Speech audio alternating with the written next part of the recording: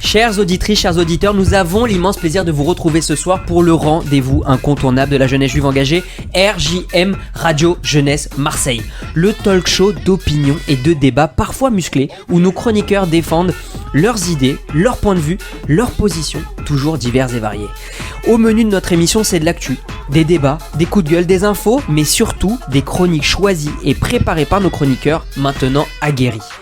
Des micros toujours plus nombreux autour de cette table extensible pour accueillir la parole des jeunes qui traitent les sujets qui nous concernent. Le média de la liberté d'expression pour la jeunesse militante et engagée, fédéré par le Front Social Juif Unifié. Bonsoir à tous, je suis Benjamin Silbon, coordinateur pour le FSJU et ce soir, RJM Radio Jeunesse Marseille. Les amis, très excités de cette émission, on a des nouvelles têtes autour de cette table, il faut le mentionner. C'est bien parce que à chaque fois que des nouvelles têtes viennent, elle reste. Donc, c'est génial. On a une belle émission de prévue. On a une minute dynamite préparée par Dina. Nous ne céderons pas. On a un débat. Alors, le débat de cette semaine, c'est un débat d'actualité comme d'habitude, mais alors plus encore aujourd'hui parce que on va se poser la question de ce qui s'est passé dimanche. On a tous manifesté. Je pense que tout le monde autour de cette table était là. Ok. Il y a un beau silence. On va se demander si on peut manifester avec n'importe qui. Ça, c'est le sujet qu'on traitera ce soir.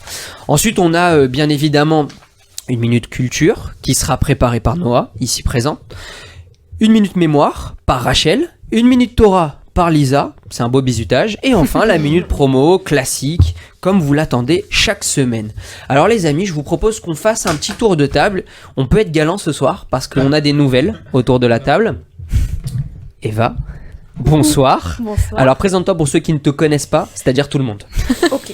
Je m'appelle Eva Spatafora, j'ai 24 ans et je suis chargée de com dans une agence immobilière pas loin et je suis une ancienne de Yavne. Voilà. Oh. Génial. Putain, c'est bien, c'est concis, c'est propre. Et on t'a vu à la manif dimanche, on t'a alpagué, on t'a pas laissé le choix, on t'a menacé. Tu m'as pas laissé le choix. Exactement. Et du coup, tu es là pour des semaines durant. Très bien. Je me tourne de l'autre côté de la table parce qu'on a encore une nouvelle. Eh oui, pas toujours les mêmes au début. Lisa, présente-toi. Alors du coup, moi je m'appelle Lisa Aknin. Bien dans le micro. Ah, ça m'entend pas là. Donc du coup, moi je m'appelle Lisa Aknin, je suis étudiante en droit, première année. Et j'habite à Vitrolles et non pas à Marseille. Donc, je suis très loin. T'es très loin, mais tu viendras quand même toutes les semaines. Il n'y a pas d'excuse dans cette émission. Très bien. Oui. Rachel, bonsoir. Bonsoir. Tu peux te présenter pour ceux qui ne te connaissent pas. Ok, alors moi je m'appelle Rachel, je suis en 3e année de licence de droit à Marseille et je suis également secrétaire générale de l'UEJF Marseille et j'ai un contrat de volontaire de service civique au FSJU. Et voilà.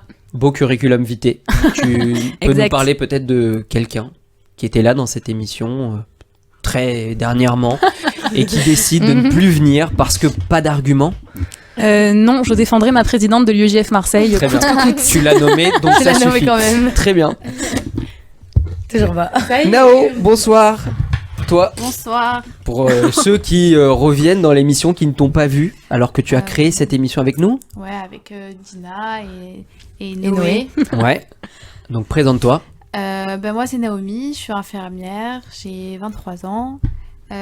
Ancienne responsable du Bnei Akiva à Marseille, ancienne service civique au FSJU. Et voilà. Et aujourd'hui, Et aujourd'hui, je suis infirmière. Bravo. Zach. Noah, bonsoir. Bonsoir. Moi, c'est Noah Stora, j'ai 23 ans. Je suis toujours photographe chez Pôle emploi. Et je suis une ancienne responsable des îles de Marseille. Et ce sera tout. Super. C'est déjà beaucoup. C'est déjà pas mal. Dina, bonsoir. Bonsoir, donc moi c'est Dina, community manager de l'UEJF Marseille, étudiante en droit et j'ai 19 ans. Une pensée aussi pour la personne qui était là à l'émission précédente et qui n'a toujours pas d'argument ce soir. Ouais, coucou Eden. On fera une minute de silence. Oh là. Cher ami, bonsoir. Présente-toi pour ceux qui ne te connaissent pas. Nathan Sperling, j'ai 25 ans, je suis en études de journalisme à Media School, je suis journaliste à Radio JM, correspondant de la Provence, et du coup journaliste à Radio JM surtout, mais grâce au FSJU, puisque je suis en VST là-bas. Qu'est-ce Bravo. que vous avez avec le FSU? Bravo. Non, mais c'est beau parce que Le nous, FSU, on était ça persuadés rassemble. qu'ils ne faisaient que tenir des caméras pour les événements et filmer les discours. Donc c'est cool. Non, je suis aussi journaliste, je pose des questions. Très bien, bravo. Les amis, je vous propose qu'on passe immédiatement à la minute dynamite. La minute dynamite. Dina, tu as décidé de préparer une chronique dynamite, comme à ton habitude. Et ce soir, le thème de ta chronique, nous ne céderons pas. Exactement. Chers antisémites qui aujourd'hui cachent leur haine du juif derrière leur antisionisme, sachez une chose, nous ne céderons pas. Dans cette chronique, je voudrais m'adresser à vous qui depuis bien avant le 7 octobre nous haïssent. Non, l'antisémitisme n'est pas né le mois dernier. Il y a toujours eu des personnes qui voulaient nous chasser ou nous exterminer. Les nazis, les romains et même les pharaons nous ont menés à la diaspora. Mais aujourd'hui, la diaspora n'est plus. Nous avons notre terre. Mes chers ennemis, insultez-moi de sioniste. Herbert Pagani disait que le sionisme est un combat de libération. Oui, nous sommes en perpétuel combat contre vous, antisémites. Aujourd'hui, le principal ennemi du judaïsme est l'islamisme. Ces personnes qui ont une interprétation erronée des textes sacrés, qui fédèrent des bêtes sauvages, qui n'hésitent pas à frapper, menacer, violenter et parfois même tuer des juifs qui se retrouvent sur leur passage. C'est le même islamisme qu'il y a 8 ans auparavant s'en est pris à la France. 8 ans que les attaques du Bataclan ont succédé celles de Charlie Hebdo et de l'Hypercacher. Évidemment, nous étions tous indignés. Mais là, je me pose une vraie question. Où est passée cette indignation quand aujourd'hui, les mêmes personnes qui menaçaient l'intégrité de notre territoire en 2015 s'attaquent à la seule démocratie du Moyen-Orient, la seule enclave occidentale de la région qui normalement devrait faire naître un sentiment de fraternité et de solidarité et qui ferait des États occidentaux un réel soutien à Israël. Mais dans les faits, il n'en est rien. Israël est le seul pays qui, lorsqu'il se fait attaquer, son agresseur se fait excuser. Et depuis 75 ans, on entend « ils l'ont bien cherché ». Oui, Israël a bien cherché. Israël a cherché à créer un pays pour les Juifs du monde sur la terre qui lui a été promise. Le peuple juif est menacé depuis toujours, mais nous avons toujours réussi à nous relever. Retenez bien ça, nous ne céderons pas à la peur, ni à vos menaces, ni à votre injustice, ni à vos insultes, ni à votre antisémitisme incompréhensible, ni à ce qui vous pousse à nous attaquer, ni à la volonté de nous éteindre, et encore moins à la peur. Je vais conclure comme je conclus depuis le 7 octobre. Il faut que nous restions forts et mobilisés pour qu'Israël sorte vainqueur. Alors, nous ne céderons pas à cet antisémitisme. Continuons d'y croire et crier Am Israël Chai. Bravo Dina pour ces 10 minutes de dynamite. Allez les amis, Fort. sans plus tarder, ouais, t'as trouvé ça fort? Tu t'es retrouvé dans les paroles de Dina? Oui. Bravo. C'est bien de le dire de temps en temps. T'es d'accord Dina? Très bien. Les amis, je vous propose qu'on passe immédiatement au débat. Le débat. Peut-on manifester avec n'importe qui? Voilà le sujet qu'on a décidé de traiter ce soir. Alors je crois que d'abord on devrait avoir une petite base juridique. Ouais. Proposée par Nathan, bien évidemment le juriste Toujours de pas notre, une étudiante en de droit. notre C'est gentil, table. merci. Bravo hein, Nous pour sommes les 4, juristes hein. de cette table. Il y a qu'une juriste, alors Hélène. dépend, c'est moi qui ai voulu prendre ce rôle ce soir. Ah, très bien. Ouais. Non, mais Parce que- après, tu sais, petit à petit, les juristes de cette table sont au chômage. Donc, c'est aussi ça, peut-être, le vrai débat. Non, mais non. Pour redoubler. Alors, nous t'écoutons. Alors on va voir déjà ce que c'est le droit de manifestation. Une manifestation est une réunion organisée dans l'espace public pour revendiquer une conviction collective. C'est un droit fondamental qui doit être régulé afin de coïncider le droit de manifester et le respect de l'ordre public. Mais du coup, c'est quoi le droit de manifester ? C'est un droit fondamental. C'est inscrit dans la Déclaration des droits de l'homme de 1789, en préambule de la Constitution de 58. Je cite, « Nul ne doit être inquiété pour ses opinions, même religieuses, pourvu que leur manifestation ne trouble pas l'ordre public établi par la loi. » Mais c'est aussi soumis à des règles précises. Il y a des décrets, notamment celui du 23 octobre 1935, qui soumet toute manifestation à une déclaration préalable. Ce n'est pas une demande d'autorisation, car une manifestation non déclarée ne peut être interdite pour cette seule raison.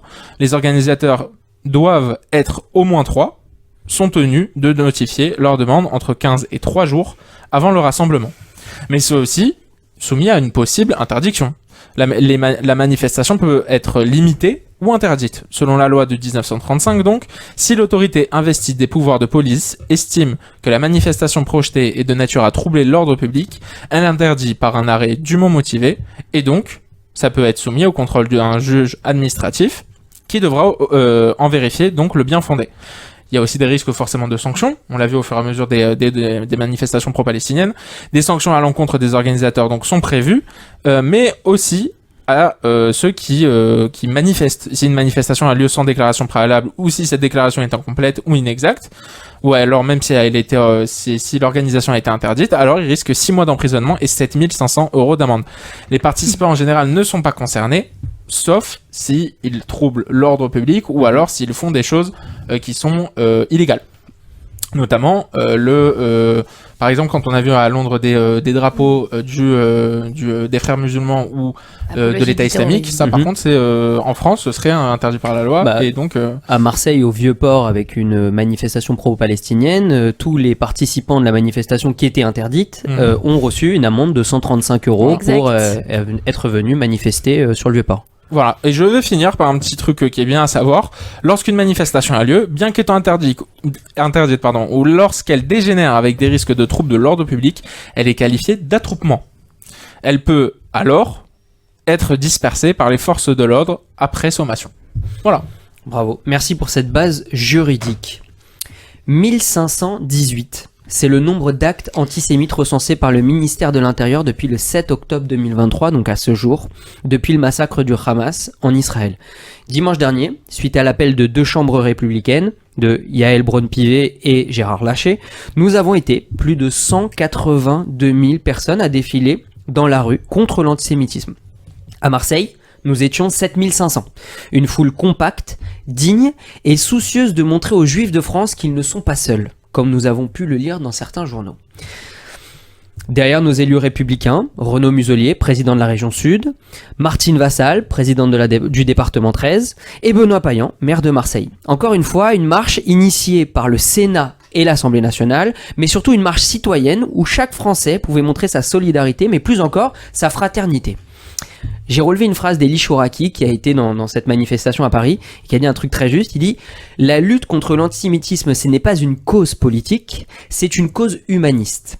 Alors nous pourrions nous interroger ce soir sur le fond de cette manifestation. Est-ce que nous défilions encore en 2023 pour un sujet qui est inlassablement sur la table, l'antisémitisme.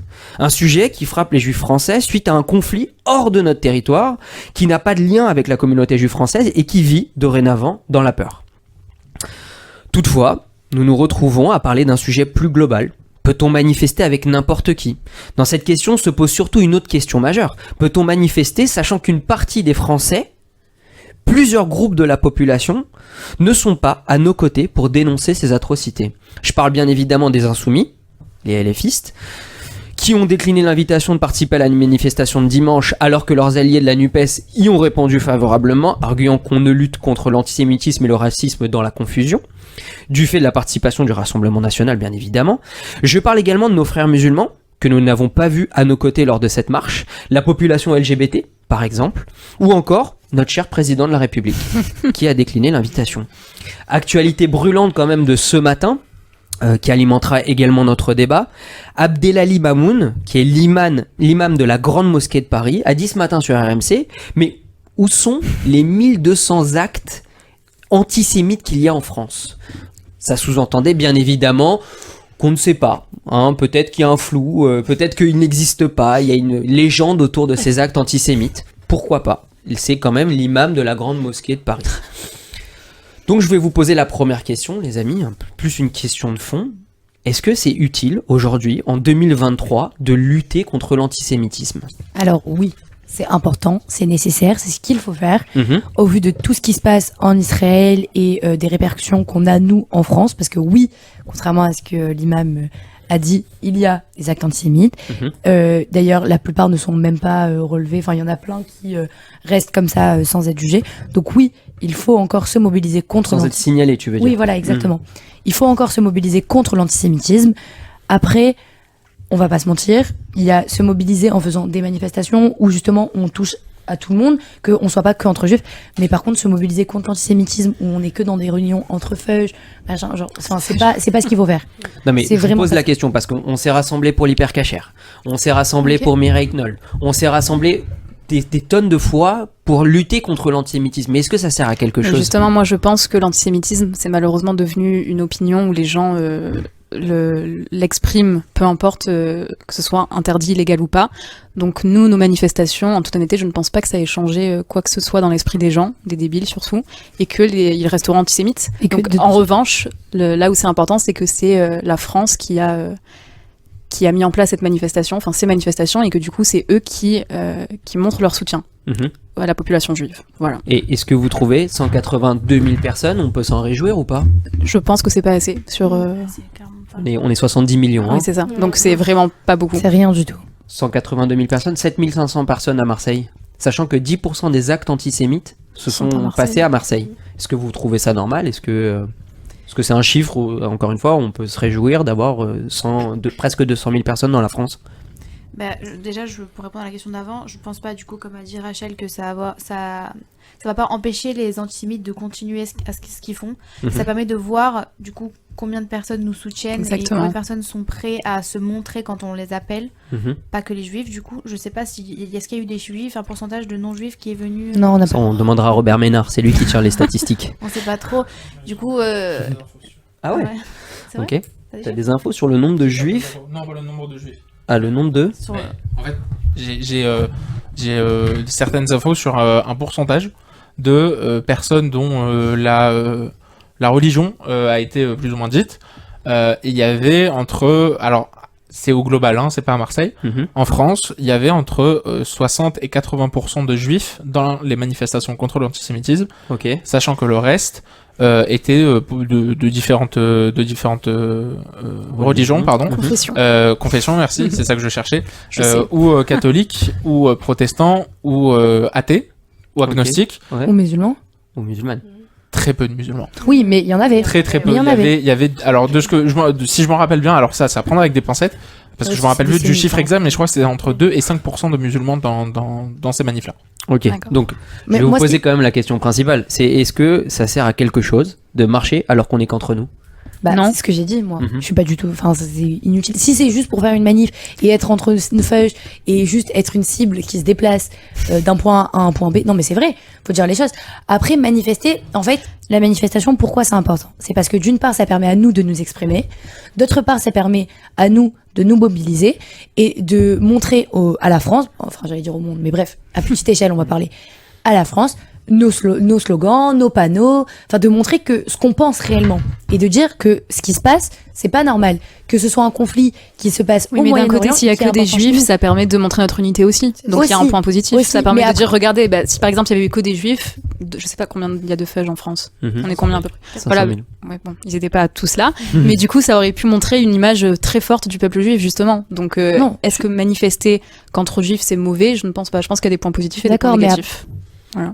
On t'a pas entendu depuis le début du débat. Après, Vous moi, deux. pendant la manifestation, ça m'a fait plaisir de parler à des non-juifs, de savoir C'est que ça. justement on était soutenus en dehors de la communauté. Je suis pas hyper d'accord sur le fait de dire que ça sert à rien qu'on manifeste que entre juifs parce que de toute façon ça fait des années et il y a une dame d'ailleurs qui a dit pendant la manifestation on était là il y a 50 ans, il y a 70 ans, il s'est jamais rien passé. Mhm. Et en fait qu'on soit que entre juifs ou avec d'autres personnes, ça n'avance pas. C'est juste le fait de montrer notre soutien Exactement. et d'être entre nous parce qu'il y a que nous qui nous aidons en fait finalement. Mhm. Donc je trouve pas que ce soit inutile, mais c'est nécessaire qu'il y ait d'autres personnes. Mais le mot inutile, je trouve qu'il est un peu fort dans le Donc, sens où Presque médiatiquement, c'est une réussite de marcher contre l'antisémitisme. Comme l'a dit la une de Libé, c'est un sursaut national, C'est d'un ça. point de vue. Mhm. c'est pas seulement médiatique, c'est vraiment dans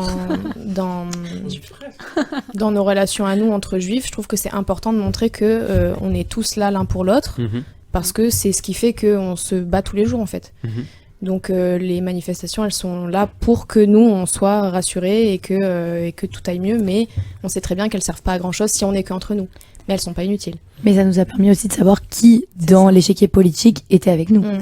Donc c'est ça aussi qui est intéressant. Qui faisait semblant d'être avec nous aussi, Exactement. peut-être. On ne sait pas. Alors ça, Après, on y reviendra. je suis persuadée, et je pense que tout le monde va être d'accord, qu'il y en a qui étaient là juste pour les caméras. Ça s'appelle On la va se mentir. récupération Ça, politique. On en Exactement. discutera juste après. Mais alors, si on récupère ces chiffres-là, à prendre encore avec des pincettes, mais ça veut dire qu'on a eu à peu près 100 000 Français qui ont manifesté, qui sont peut-être de confession juive. Ça veut dire que on a 1/5 de notre population juive qui est partie dans la rue pour manifester, défiler, etc. 1/5 de la population juive, vous trouvez que c'est assez ? Non. Pourquoi les juifs ne sont pas descendus à Ouais, 500 000 la peur. Comme l'a dit Dina, Parce que peut-être pour pas être une cible qui marche. C'est ça, hein. Ouais. Très clairement. Et parce elle a qu'il y a pas un tout à fait climat tort. anxiogène. Exactement, Mais oui. exactement. Mais oui, oui. C'est ça. Je pense que la majorité a eu peur de se déplacer. Est-ce que l'imam de la Grande Mosquée de Paris il a raison ? Non. Est-ce que finalement, parce que je vous pose la question, est-ce que vous savez exactement ce qu'il y a comme acte antisémite en France ? On Oui. le voit tous oui, les jours hein. sur les réseaux sociaux. Mais non, mais en On vrai, en il y entend en a- parler autour de nous, peut-être même qu'on le vit. On il y en a Est-ce que- 15 milliards de plus. Est-ce que par arrêtez. exemple dans les médias, est-ce que vous arrivez à lire tous les jours ce qui s'est passé, quel acte, comment, Pas comment tout, il est ouais. jugé, etc. Pas Non. tout, mais les plus gros, comme ce qu'il y a eu à Lyon, Mhm. la dame qui s'est fait poignarder, qui a eu une croix gammée sur sa porte. Ouais.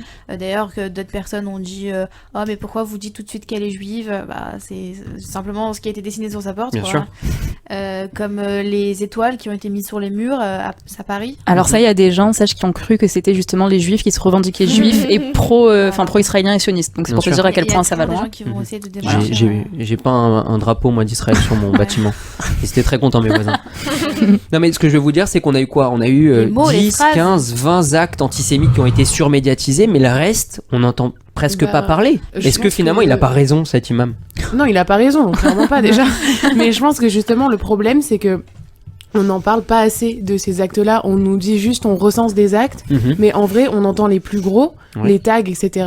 Mais en vrai, tous les jeunes qui subissent de près ou de loin, qui reçoivent des messages de haine, qui Exact. dans les écoles, dans les lieux publics, etc. Dès qu'ils ont le malheur de faire dépasser leur magaine de leur cou ou quoi. Enfin, tout ça, on n'en parle pas. Mhm. Et évidemment qu'il y en a une tonne. Enfin, déjà, là, parmi tout ce qui est recensé, il y a clairement pas juste les tags qui sont déjà très graves, attention, Mhm. hein, mais je veux dire, il y a clairement pas juste ça. Il y a aussi tous les soucis antisémites auxquels les jeunes, au travail, les gens font face à ça, quoi. Mhm. Et ça, c'est recensé, mais c'est pas dit. Et je pense que c'est important de nous expliquer, parmi tous ces actes antisémites, il y a les tags, il y a ça, on nous le dit Totalement, pas. Et c'est c'est important vrai. de le savoir. Là, c'est qu'un chiffre, on nous en dit pas plus. Finalement, est-ce qu'on rejoint pas ce que dit l'imam ? Parce que lui, en Mais après, vrai, il non, s'est parce qu'il y a des expliqué derrière. preuves. Hein. Il a Ouais. dit, j'ai pas dit qu'il n'existait pas, j'ai dit qu'on n'en entend pas parler. Mais- Est-ce que finalement, c'est un problème Non, aussi on en de entend médias parler. Après, c'est le On jeu entend médiatique, parler. les gars, de montrer justement que, de parler que de la fille qui est partie, qui s'est fait assassiner à Lyon. Elle Elle s'est s'est pas fait poignardée. assassiner. Oui, Poignardée et son pronostic Elle est vital pas n'a morte. pas été engagé. Ah ouais? Non. Ouais. Ah, autant pour moi. Bon, de parler de la femme à Lyon, de parler des tags, parce que c'est le jeu médiatique, il y a des images, il y a des faits choquants, et c'est les journalistes. Après, maintenant, le problème c'est que aujourd'hui, on a un vrai problème, qui est que quand on a tous ces actes antisémites et tout ça, en fait, les 3/4, ils sont pas recensés, quoi. Et surtout, on est tous à cette table, on a tous reçu dans nos messages des messages de haine, des trucs et tout. En vrai, on n'est pas allé Totalement. à la police, même dans notre entourage. Enfin, je sais pas vous, mais moi, je connais des gens qui se sont fait arracher leur mésouzotte, qui se sont fait traguer des croix gammées sur leur porte et qui, quand sont allés voir les policiers, parce que oui, c'est une vérité et oui, je le dis, qui sont allés voir dans un commissariat, et on leur a dit ah ouais, on va quoi, on va chercher un petit morceau de parchemin. Non, mais c'est bon, c'est un tag, genre c'est rien. Et c'était avant justement toutes ces histoires. Mais c'est pour dire qu'en fait, il y en a plein qui sont pas recensés. Et après, c'est que des chiffres et c'est chiant les chiffres. Lisa, on veut t'entendre. Oui, en fait, après, Première intervention. malheureusement, je Ever. pense qu'il y a aussi genre la peur des gens qui osent pas dire du coup Mhm. ce qui se passe. Et je pense que comme a dit Gina, c'est ça le problème et que du coup c'est pour ça qu'il y en a qui sont pas identifiés. Enfin des actes antisémites qui sont pas du coup comme a dit Gina recensés, voilà. Et donc du coup voilà, moi je pense qu'il y a aussi la peur qui fait que il y a des choses qui sont pas dites. Attends, tu voulais réagir sur les médias ? Oui, alors moi je voulais réagir sur les médias parce que c'est mon domaine. Ah bon? On croyait que c'était le droit. Je suis désolé. Pour le coup, médiatiser chaque acte antisémite n'est pas possible parce que les médias font D'autres choses à faire. non. Non, ils ont pas d'autre chose à faire. C'est leur travail de faire ça normalement. Mais ils doivent faire dans le sensationnel pour gagner de l'argent, parce que le but d'un média, c'est de gagner de l'argent. Et ça, je suis désolé de revenir de façon très terre à terre dans le concret, mais c'est vrai. Si demain une chaîne relaye chaque acte antisémite qui se passe en France, alors elle va se faire décrier parce que malheureusement il y en a tout le temps. Donc ça veut dire je crois que la moyenne c'est 35 par jour. Voilà, donc t'imagines bien relayer un acte antisémite et en parler peut-être toutes les 20-30 minutes, c'est pas possible dans un média. Et deux, justement, les statistiques du gouvernement sont là pour donner de la crédibilité à ces actes-là. Donc l'imam a peut-être une façon de penser qui peut être la sienne, mais quand il pense comme ça, ou en tout cas quand il parle comme ça, même si je sais qu'il s'est justifié après parce que j'ai vu l'extrait pour le coup, il a dit une phrase qui est anti-républicaine. Parce que le gouvernement qui relaye ces informations-là sourcées sont des informations officielles qui ont été recueillies par les services de police et les services de protection civile. Donc, nier, entre guillemets, ou faire du révisionnisme sur les actes antisémites qui se passent en France, c'est très grave parce que c'est le gouvernement qui nous les donne. Donc ces actes antisémites existent. Maintenant, effectivement, on ne peut pas les médiatiser parce que chaque média ne pourrait pas les médiatiser par peur de déontologie, parce qu'on doit être déontologique quand on est journaliste. Et en plus de ça, on prendrait beaucoup trop d'antennes pour les voir. Moi, j'aimerais rajouter quelque chose, c'est que je pense que les médias doivent, et c'est très triste ce que je vais dire, mais faire un choix entre les actes antisémites plus ou moins graves. Par exemple, la jeune lyonnaise qui a été poignardée, ça paraît. Enfin, c'est plus grave ou ça semble plus grave, je sais pas. C'est plus sensationnel. Exactement, ça fait plus de clics peut-être et plus de bruit que une étoile de David taguée sur un mur où les gens croient que c'est les juifs qui ont fait ça pour se proclamer pro-israélien. Dans le journalisme, il y a la loi du kilomètre mort. Dans le journalisme, c'est ce qu'on appelle la loi du kilomètre mort.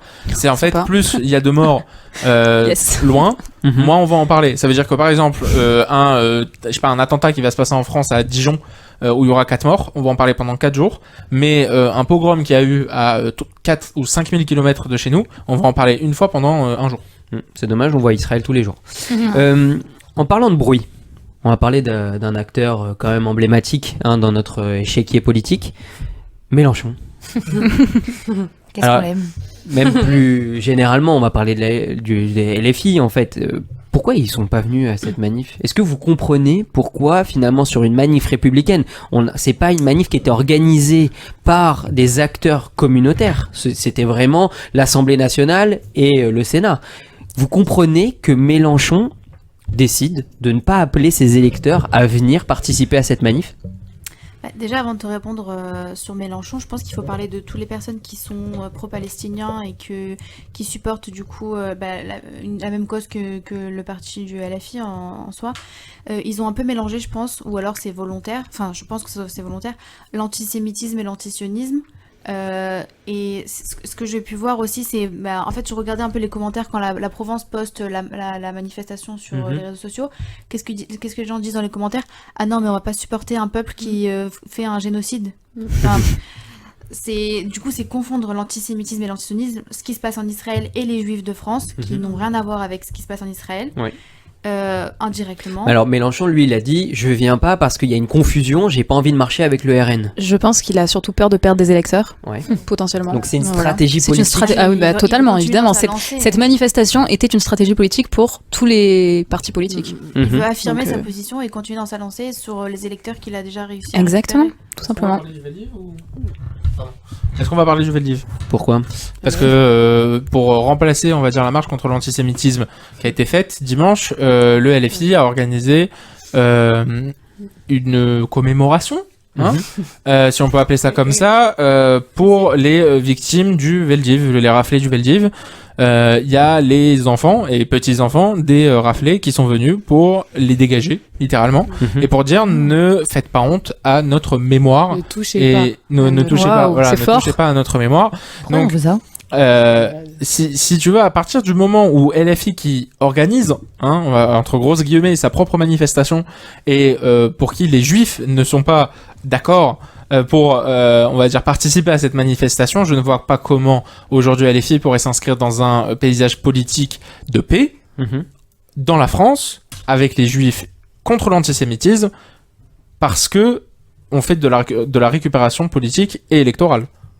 Je ne vois pas comment. Je vois pas pourquoi. Enfin, c'est un problème. Enfin, pour une fois qu'ils ont eu une bonne idée. Bah non, parce que c'est pas une bonne idée. En fait, ils voulaient pas, parce qu'ils voulaient pas marcher contre la marche contre l'antisémitisme. Ah, c'était en parallèle. Oui, Oui, ils l'ont fait le matin. Ah non, bah non. Non, mais donc voilà, c'est vraiment de la récupération politique pure et dure, et récupération électorale aussi pure et dure, face donc à ces personnes qui sont antisionistes et qui confondent l'antisémitisme et l'antisionisme, et surtout qui sont pro-palestiniennes. Parce que, et ça Mélenchon l'a dit, je crois, sur Twitter, que cette marche était pour Israël et pas contre l'antisémitisme, et que justement, en fait, on a fait l'amalgame, et notamment David Guiraud, à qui j'ai bien envie de faire des choses assez malsaines, qui a fait, qui a fait du révisionnisme sur le plateau de. On veut savoir les choses, nous. Non, bah non, ça se dit pas dans une radio. Ça se dit pas tout court d'ailleurs, je pense. Ouais, non mais. Non, en fait, je crois que ça n'intéresse personne. Non mais le Hamas n'a qu'à bien se tenir. Qui a fait du révisionnisme sur un plateau télé, t'imagines? Du révisionnisme, pour ceux qui savent pas, c'est vraiment nier les faits, quoi. Oui. Alors attends, juste, ça me permet de faire une petite transition quand même. Est-ce qu'on peut se réjouir de ne pas avoir vu beaucoup de drapeaux israéliens pendant la manif? Oui, mais évidemment. C'est une très bonne initiative. Ouais, c'est génial.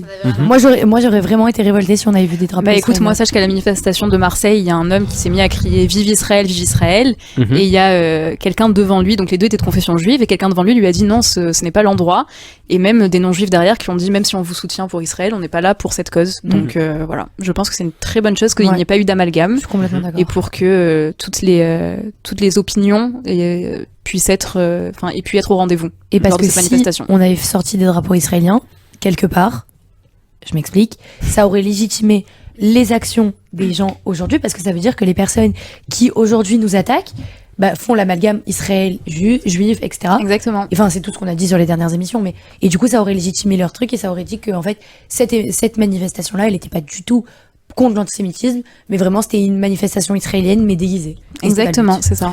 Et ça aurait donné raison, à certains partis politiques du coup. De pas avoir participé, exactement. Le Pen, casse-toi, les Juifs ne veulent pas de toi. Honteux. Association Golem qui a dit ça à Marine Le Pen pendant la manif.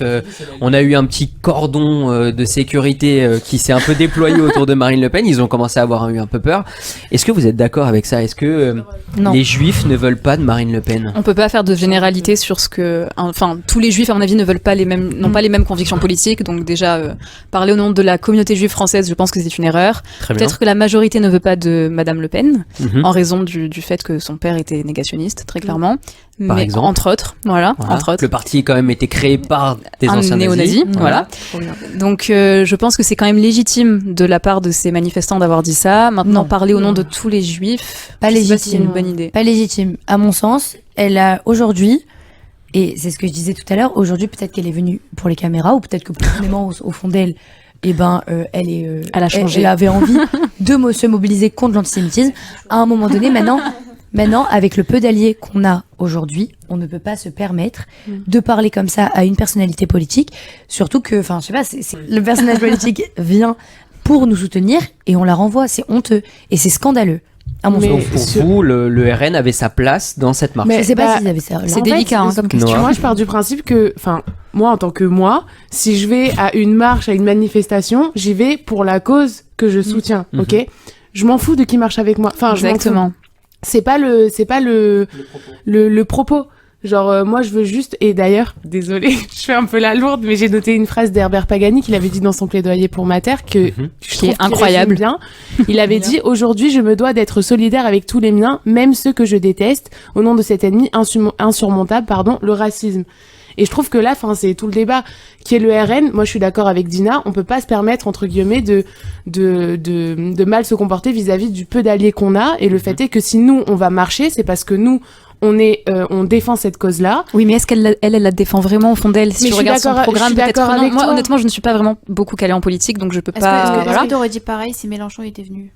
Mais franchement, qu'ils viennent. Ouais, vraiment. Franchement, moi, j'aurais aimé qu'ils viennent. Moi, c'est je veux dire, je le déteste. Que ce soit pour les caméras ou non, en vrai, on s'en fout. Au moins, tant qu'il est venu. Moi, je trouve ça honteux qu'il soit pas venu, tu vois, parce que, vraiment, en plus, les raisons pour lesquelles il n'est pas venu ne sont clairement pas valables. C'est vraiment, on le sait, tu vois. Donc, que ce soit hypocrite ou non, j'aimerais vous poser une question connexe. Finalement, autour de cette table, qui pourrait voter pour le RN aux prochaines élections? Alors, selon l'article 3 de la Constitution de 1958, ce qui se passe dans les urnes doit rester dans les Très urnes. bien. Donc, moi, je vous pose voilà. quand même la question parce que je veux savoir. Finalement, Merci, madame on donne une nouvelle image Avec au plaisir. RN qui combat l'antisémitisme, On l'a déjà fait le débat. qui hein, balaye le RN, passé, LFI. etc. Qu'est-ce qui se passe maintenant qu'on voit le RN défiler avec toi, nous, etc. Est-ce que vous trouvez que... Toi d'abord. Qui a déjà voté Le Pen en réalité? Est-ce que vous pensez que finalement le RN gagne des voix dans notre communauté? Ah, moi je pense que oui. hein. Oui, je pense que oui. Ah Oui, ouais, oui, oui, totalement. oui. Mais parce que c'est un mouvement populiste, il faut ouvrir les yeux. Ils sont là, ils ont un discours justement de populiste où ils disent non mais enfin en fait mais c'est ok. C'est ça, mais les extrêmes en général sont populistes dans tous les cas et ils sont juste là pour dire bon bah voilà il y a un problème, le problème il est lié à telle partie de la population donc on agit de la sorte et puis c'est tout. Alors, et c'est juste Pour le vas-y, coup, t'écoutes. oui, pardon. Pour le coup, quel que soit l'extrême est populiste en France. Que ce soit de l'extrême gauche ou l'extrême droite. L'extrême droite était populiste à l'époque, on va dire, de par Pétain. Très L'extrême bien pour gauche. cette histoire, mais la question c'est Mais la l'extrême communauté. gauche- Est-ce mais l'extrême que gauche autour de aussi. vous, vos amis J'y par arrive. exemple, J'y arrive. bien sûr que oui. J'y arrive. Oui bah oui. Quand on a un parti politique qui est populiste, il gagne des voix par les discours et par le vivre ensemble. Ça, c'est très important cette notion de vivre ensemble. Le RN, aujourd'hui, par Jordan Bardella, parce que c'est aujourd'hui lui qui représente le RN, parle au nom de beaucoup de personnes, parce que ça reste quand même 40% je crois de la population qui a voté dernièrement pour les présidentielles pour le RN, ou 20%. Je sais plus. C'est un chiffre à vérifier. Un chiffre à vérifier. Quoi J'adore qu'il arrive. les chiffres dont on n'a pas vraiment les sources. Non, ouais, c'est ça. Non, là, pour le coup, Source, ouais, t'inquiète. j'avoue, très, très mauvais journaliste de ma part. Mais, quoi qu'il arrive, C'est long, hein. Vas-y. Oui, mais quoi qu'il Le arrive, développement est attends. long. Mais oui, le développement est long. Mais quoi qu'il arrive, le RN, aujourd'hui, gagne des voix par son populisme. Et si dans la communauté, il y a des gens qui veulent voter le RN, grand bien leur face. Mais sachez qu'il faut lire les programmes C'est ça. avant de voter pour quelqu'un. Parce que voter pour une personne est une chose, voter pour un programme en est une autre. Est-ce que autour de vous, vos amis vous disent, Oui. par exemple, on va voter Oui. plus pour le RN maintenant, Mais ils vont changer leur ce que dit image. le RN tel que Bardella, je trouve que c'est quand même très intelligent. Maintenant, est-ce que le fond, la forme est très bonne, mais est-ce que le fond est tout aussi Mais bon le et vrai? problème, Est-ce que c'est c'est authentique que ce qu'ils Moi, je pense disent? qu'on va arriver à un stade où, enfin, moi, les gens autour de moi disent, bah, c'est soit Mélenchon, soit Le Pen. Alors. C'est ça. Exactement, En fait, on a c'est plus ça. le choix de On a voter déjà fait le pour- débat. On n'a plus le choix de Exactement. voter pour qui est avec nous, mais qui n'est pas contre nous. Du coup, C'est ça. du coup, Et puis on a- même on a aussi, pas j'ai le choix, l'impression que c'est beaucoup un jeu de politique là ce qui se passe. Je pense plus que Madame Le Pen était là pour contrer Mélenchon que pour soutenir l'antisémitisme. Elle a clairement Oui, gagné mais des c'est- voix, hein. En Donc, rencontrant Mélenchon, elle soutient en même temps. Non, elle gagne des électeurs, mais elle soutient pas forcément les juifs. C'est ce qu'elle laisse entendre. Exactement. Oui, mais ouais. Oui. Tant que c'est pas contre. Et parce qu'on diabolise la gauche et l'extrême gauche en ce moment et du coup c'est pour ça que là elle avait tout à gagner en venant. Et en c'est fait. pour ça qu'on Oui, parle c'est de tout. guerre de communication, parce que justement, ils Totalement. jouent sur leur image. Et ils savent très bien qu'il y a des gens qui sont pas très calés en politique dans toutes les confessions qu'ils soient. Et du coup, bah, ils jouent sur leur image, quoi. Donc ils savent très bien qu'il y a des gens qui voteront pour eux malgré tout. leur Et place. d'ailleurs, je crois que Jordan Bardella est en tête des listes pour Ouais. les élections européennes. Donc voilà. Sympa. T'es pas dans ton fauteuil. Non mais non, ça c'est parce que il y a en Europe en gros c'est le RN a énormément sa place parce que En Italie déjà, la... oui non mais oui Autriche, oui, mais Sachant Mélanie- que dans leur programme ils Mélanie, veulent mais sortir de l'Europe. quoi qu'il arrive, le RN a sa place en Europe parce que ils ont fait aussi le travail avant et que en fait le parti de Macron a choisi les présidentielles au lieu des européennes et c'est ce qui va se passer normalement en 2024 puisque c'est le 6 mai 2024 que les élections se passeront. Enfin, une vraie info. Oui, ça c'est une vraie info, mais c'est parce que je l'ai travaillé. Quoi qu'il entre arrive, le 1er et le 30 mai. non, quoi qu'il arrive, donc le RN est en place en fait au niveau des élections européennes parce que ça a été un choix macroniste et aussi un choix politique. Allez, dernier sujet, les amis. J'aimerais vous poser la question. Pourquoi on n'a pas vu de drapeau LGBT? Pourquoi on n'a pas vu de drapeau ukrainien? Pourquoi Mais parce qu'ils étaient pas là. on n'a pas vu de drapeau arménien? Enfin, moi je prêche pour ma paroisse. Au Fonds social, on a créé des cagnottes pour l'Arménie, pour l'Ukraine, Bravo. pour le Maroc, etc. L'UEJF, qui est représenté par sa présidente, c'est-à-dire qui n'est pas là, Qui sèche. est même parti quelques jours en Ukraine pour faire de l'aide humanitaire, etc. Enfin, En Israël, je crois. en Israël aussi, mais en en Ukraine, Ukraine quand aussi. il y a eu effectivement la guerre en Ukraine. Donc moi je vous pose la question, pourquoi finalement nous on est solidaires, on est fraternels, la solidarité c'est presque notre ADN et finalement on ne le rend pas. Parce qu'il y a encore trop de fois l'amalgame, Israël, les juifs, machin, et qu'ils avaient juste pas envie de s'assimiler. Oui, mais justement, le drapeau LGBT, tu peux le mettre dans une manifestation pour Israël. C'est la seule démocratie du Moyen-Orient. Mais quand tu vois que la communauté LGBT soutient la Palestine et le Hamas en disant oui, on est avec eux, etc., qui se renseignent sur la résistance. Ils tiennent pas 3 minutes en Palestine. Hein. Clairement pas, ça c'est sûr. Donc, encore une fois, pourquoi on les a pas vus? Mais parce que peut-être qu'ils étaient venus mais sans leur drapeau. Mais non, mais parce que c'était ça l'idée. Non, moi je pense que Dina. Non, alors après, les drapeaux, ça représente aussi des associations. Hein, faut pas oublier. Quoi qu'il arrive, pourquoi ils étaient pas là? Pourquoi ils étaient pas là? C'est juste parce que ils ne souhaitaient pas participer à cette manifestation contre l'antisémitisme. Elle a été beaucoup décriée. Il faut savoir aussi que, alors là, c'est peut-être un amalgame de ma part, mais vous me reprenez s'il faut. Je pense que la plupart des gens qui sont de la communauté LGBT, pour le coup, sont de gauche, puisque la droite, par essence, est anti-LGBT. Donc finalement, c'est juste que ces gens-là n'ont pas voulu participer à ça parce qu'ils ont vu, le RN dans les manifestations, ils ont vu la gauche qui n'était pas non plus surreprésentée, les LFI étaient encore moins là, et finalement, ils ne partageaient pas, et peut-être qu'ils partageaient le fait d'être contre l'antisémitisme, mais d'aller marcher contre l'antisémitisme, c'était peut-être un choix qu'ils ne voulaient pas faire. Moi, je pense que, j'entends ce que tu dis, mais pour le coup, je suis assez d'accord avec ce qu'a dit Dina, c'est-à-dire que le problème... Incroyable, c'est vrai. C'est la pire émission. Mais quoi elle a raison, laissez-la. Non, en fait, c'est que... On n'est pas habitués, c'est tout. Les gars, ça me fait perdre mes mots après. Oh là. Pardon. Parce que je suis dyspraxique, alors je peux pas faire 1000 choses en même temps. Non, mais ce Où qu'elle étaient a les dit... dyspraxiques à la marche? J'étais là. Mais elle a raison quand elle dit que la communauté LGBT... était là, mais ne s'est pas peut-être montré sous les formes des drapeaux. Non, pas du tout ce que tu disais avant sur le fait que, oui, ils sont... purée, ça me saule, voilà, c'est ta faute. Je sais plus. Non, mais après, alors je repose peut-être aussi la question. Les gens qui font partie des communautés LGBT, en général, ils sont pas très friands de religion. J'ai retrouvé, c'est l'amalgame. C'est trop tard, l'émission prochaine. Regardez, je vais le dire à mon pour père. redire aussi le lien sur cette question, je vais pas mettre les pieds dans le plat, mais on a des associations juives LGBT. Oui. Et on les a pas vues. Je n'étais même pas au courant que ces associations juives LGBT étaient... Mais peut-être qu'elles y étaient, mais juste elles se sont pas montrées sous leurs étendards. Oui, mais du coup, c'est important qu'elles se montrent. Pourquoi elles se montrent autre part et pas chez nous, tu vois? Oui, rappelle-toi que le but de cette manifestation, c'est de se montrer soutenue. En général, c'est Oui, de faire quel partie que de soit notre... donc ils sont censés le montrer. Vu que... Écoutez, c'est une très bonne question, Benjamin. Non, je pense que c'est parce qu'on a vraiment le statut de... Déjà, la marche contre l'antisémitisme n'était pas vue comme une marche contre l'antisémitisme. Voilà. C'était la marche des Juifs pour Israël. Ouais. Et je pense que comme on a ce statut de... Et c'est malheureux, mais on a ce statut de colon pour les LGBT, comme ça va à l'encontre de ceux qui se battent, mais comme nous, mais... Enfin bon, il y a encore beaucoup de choses à travailler là-dessus, mais eux, comme ils sont par essence contre ça, du coup, ils sont contre nous. Merci de résumer les propos de Noah. Mais même ces juifs qui font partie des communautés LGBT, ils sont pro-palestiniens, peut-être aussi. Hein.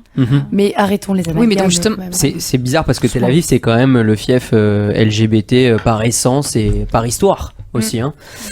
Bref. Même en Israël. Mais moi, je peux poser quand même une petite question. Oh, bien sûr, c'est ton job. Oui. Non, moi j'ai une question. Imaginons que ça avait été une manifestation contre l'islamisme. Non, pas contre l'islamophobie. Est-ce que vous y serez allés? En ces temps-là, je sais pas. Parce que j'aurais eu peur pour moi, je pense. En ces temps-là, je sais pas non plus, mais sinon, oui. Enfin, moi j'ai fait des Black Lives Matter. Oui, grave, exactement ce que j'allais dire. Oui, j'y serais allée. Justement, j'aurais montré à mes amis musulmans mon soutien en tant que juive, en mode... tu vois. Exactement. Okay. Après, en ces temps-là, je sais pas. Après, c'est un petit sondage. T'es juive, c'est pas écrit sur ta tête. Hein. Oui, mais au moins, elle était là. Oui, mais j'aurais très bien pu faire une pancarte, je suis juive, et pourtant, Comme ce qu'ils font pour le cessez-le-feu. Tu vois, enfin... Je me mobilise, quoi. Et je manifeste. Par essence, ça veut dire que t'es obligé de cacher ta magaine, quoi, tu vois. Ouais. Donc du coup, t'y vas, mais tu te caches pour y aller. Donc malgré tout, on y serait allé, je pense, mais c'est compliqué de... Là, d'un coup, tu nous poses la question. Bon, en tout cas, juste, si je peux revenir sur un truc, c'est bien que tu poses cette question parce que dans les médias, il se pose beaucoup le fait que on parle beaucoup d'antisémitisme et l'ultra-gauche, à chaque fois, revient sur le fait qu'il y a aussi les musulmans qui subissent des choses, quoi.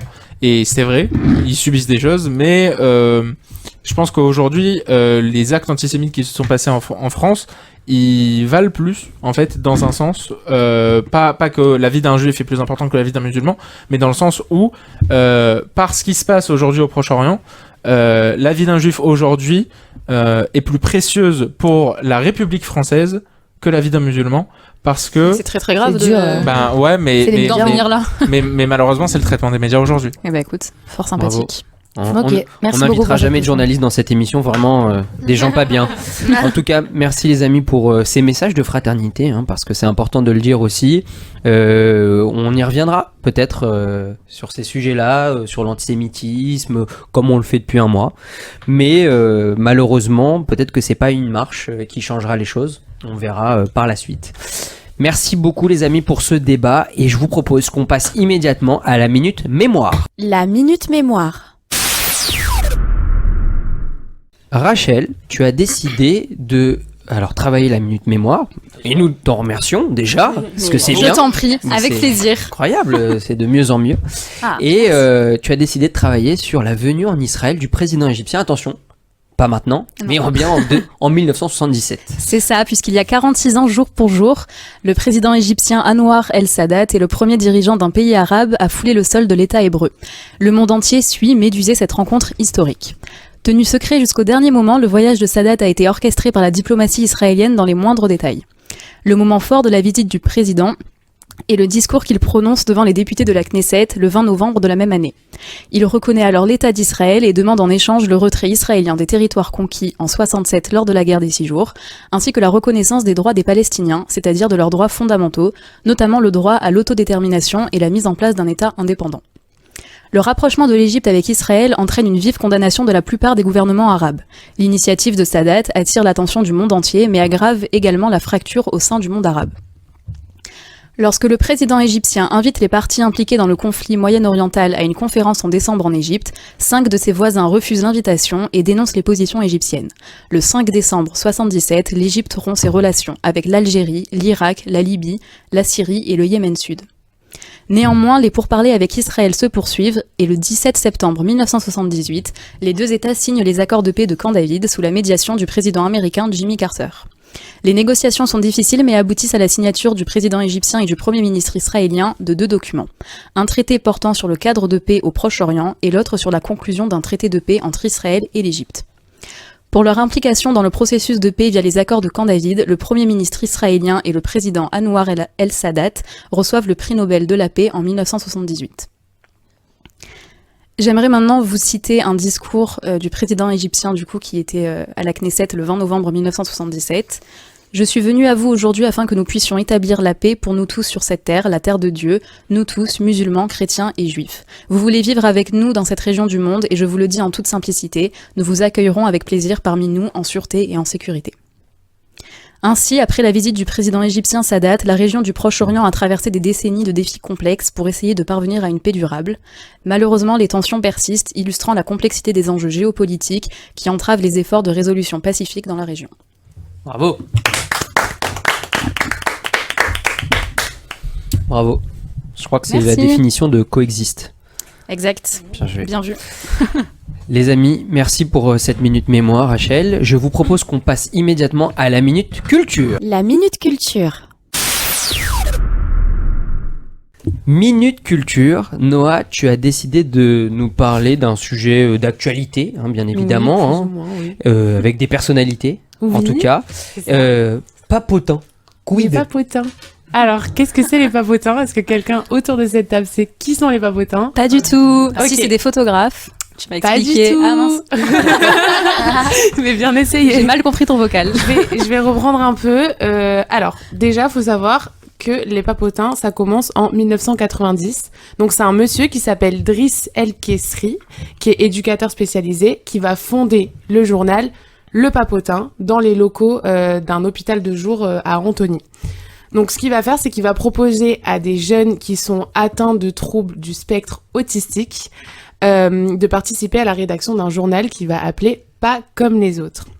Donc, Le Papotin, c'est un journal, mais 30 ans plus tard, sur l'idée des réalisateurs qu'on connaît tous, Olivier Nakache et Eric Toledano, le papotin, va devenir les rencontres du papotin. Le principe est simple. C'est interroger une personnalité singulière, sans filtre et sans animateur vedette en reprenant l'ADN du journal. Donc aujourd'hui, les rencontres du papotin, qu'est-ce que c'est ? C'est une émission qui regroupe du coup entre 40 à 50 journalistes qui sont non professionnels et atteints de troubles du spectre autistique, qui vont interviewer des personnalités qu'on aime tous, comme par exemple l'acteur Gilles Lelouch qui a participé à la toute première émission. On a eu des chanteurs, Julien Doré, Angèle, j'en passe, mais également d'autres personnalités publiques, par exemple l'astronaute Thomas Pesquet, et même notre cher président Emmanuel Macron. Monsieur là, il est allé. Macron. Il y est allé. Et donc, pourquoi je vous en parle ? Parce que moi, c'est un peu mon coup de cœur. Ça a commencé en 2022-2023, c'est sur les écrans. C'est une émission qui dure, c'est des épisodes de 30 minutes. Ça passe sur France 2, de temps en temps le samedi soir, vers 20h30. Et sinon, c'est en replay vraiment sur France TV gratuitement, et je trouve ça génial de pouvoir voir des personnalités qu'on aperçoit derrière nos écrans, etc., soit sérieux, soit qui arrivent à mener des interviews. Là, ils arrivent, ils sont tous paniqués, ils sont tous vulnérables, et c'est vraiment genre plein de moments d'émotion, de rire, de pleurs. Et voilà, donc je vous incite fortement à aller regarder les papotins, et je vais finir par la devise qu'ils disent à chaque début d'émission: on peut tout dire aux papotins. Okay. Trop bien. Bravo. Petite anecdote sur les papotins, petite anecdote, c'est enseigné dans certaines écoles de journalisme. Ah mais c'est génial. C'est utilisé dans les écoles de journalisme pour l'enseigner, parce que justement en fait tu apprends l'histoire déjà du papotin, mais aussi du coup de l'adaptation et comment savoir interviewer quelqu'un lorsque tu es en situation de handicap. Ouais, c'est génial. Voilà. Et on embrasse bien évidemment Amy et Noëm, qui viennent souvent à cette émission et qui ne regardent que cette émission et qui n'arrêtent pas de me spammer avec cette émission que j'ai dû regarder bien évidemment pour m'instruire. Non, c'est vraiment une belle émission, et j'espère que ça vous a tous donné envie de regarder des épisodes. Allez voir des extraits, merci, très sympa. Allez, top. Merci pour cette Minute Culture Noah, et passons immédiatement à la Minute Torah. La Minute Torah. Lisa, tu as décidé de travailler sur la paracha de la semaine. Alors c'est vache de notre part, parce que c'est ta première émission, mais tu as décidé de travailler sur une minute, et c'est tout à ton honneur. Alors nous t'écoutons. Parle bien dans le micro par contre. Alors, donc du coup, la paracha de cette semaine qui est Toldot. Donc du coup, qui est centrée, cette paracha, sur Isaac, qui est l'héritier et successeur donc d'Abraham. Mais donc du coup, qui est réellement Isaac ? Eh bien, il est l'enfant d'Abraham et Sarah, Isaac n'a que 40 ans lorsqu'il épouse Rivka, qui est elle la fille de Bathuel, qui est un araméen du territoire d'Aram. Et pendant des années, donc Isaac implora Dieu sur la montagne de Moria, où donc a lieu la Hakeda, car Rivka donc était stérile, et l'Éternel répond du coup, car Rivka tombe enceinte de jumeaux.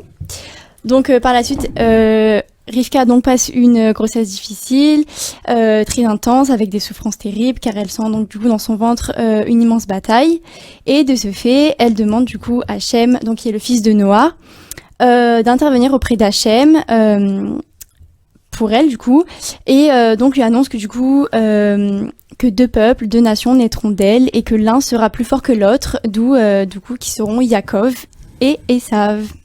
Et voilà. Bravo. Alors je finis une minute promo, mais là c'est publicitaire. Mais c'était pas mal. Il y a à chaque fois, moi je me pose toujours la question, mais c'est quoi l'arbre généalogique, et on entend des prénoms, des noms, mais qui est le mari de qui, machin, etc. Et il y a une édition Chabad qui s'appelle l'édition Ben Soussan. Ça se voit que t'es un ancien Chabad, toi. Pourquoi ancien? J'ai pas peur de le dire. Qui en fait retrace et qui en fait fait des arbres généalogiques sur chacune des parachiotes pour expliquer en fait d'où vient telle famille, telle tribu, etc. Voilà, c'est l'édition Ben Soussan, donc n'hésitez pas à aller voir près de votre libraire communautaire. On va courir chez Tess. Les amis, je vous propose de passer, merci pour cette minute Torah, de passer à la minute promo. La minute promo. Minute promo, les amis. Alors, on est dimanche, 17h. On est au terme de la convention nationale de l'UEJF qui s'est passée dans notre fief. Organisée par une présidente qui n'a peu d'arguments dans cette émission, mais beaucoup d'aura dans cette ville. Donc on pourra bien évidemment faire un petit résumé de ce qui s'est passé, de ces mouvements de jeunesse militants et engagés lors de notre prochaine émission. On espère que on aura autour de cette table une présidente qui parlera au nom de cette association. Rien n'est moins sûr. Les amis, autre promo, est-ce que on a des infos d'autres mouvements, de BNE par exemple? Moi, pour parler du BNE, j'ai pas trop d'infos pour l'instant parce qu'on a un peu suspendu. On voulait suspendre les activités du Shabbat par rapport à ce qui se passe en ce moment. On a essayé d'ouvrir un Shabbat, il n'y a aucun enfant qui est venu, donc les parents ont trop peur d'envoyer leurs enfants. Ouais. Là, on a lancé une formation des animateurs par la SPCJ plusieurs fois par mois. Ils sont formés par du coup David Doucan sur les gestes de sécurité, etc. Mais pour l'instant, ouais, exact.